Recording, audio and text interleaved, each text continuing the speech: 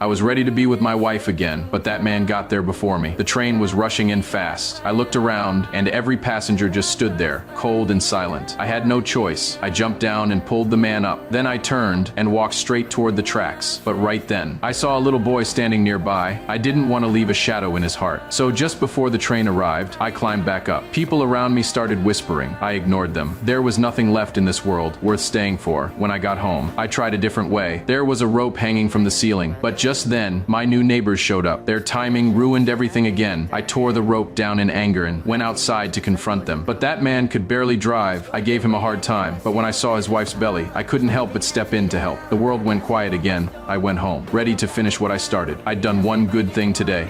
And somehow that made me proud. Everything was ready again. But the neighbor's two kids were climbing up the window. I didn't want to scare them, so I thought maybe not today. The next morning, I went to the cemetery like always. I told my wife I was sorry for not coming yesterday. I complained about those silly neighbors. I was never good with words, but with her, I could talk forever. All I wanted was to see her again. When I got home, I put on my best suit, closed the blinds, and slipped the rope around my neck once more. Then the doorbell rang. Again and again, I stormed to the door, ready to yell, but it was the two kids. My anger just vanished. They brought food from their parents, apologized for parking wrong, and asked to borrow a ladder. I handed it to them, told them to keep it. I wouldn't need it anyway. Later, an old lady came by for help with her heater. She started talking to that silly neighbor about my wife. That was the one thing I couldn't bear to hear. I snapped on the spot, back inside. I was still furious, but when I looked at her photo, I smiled. This time, I made up my mind. No one could stop me now.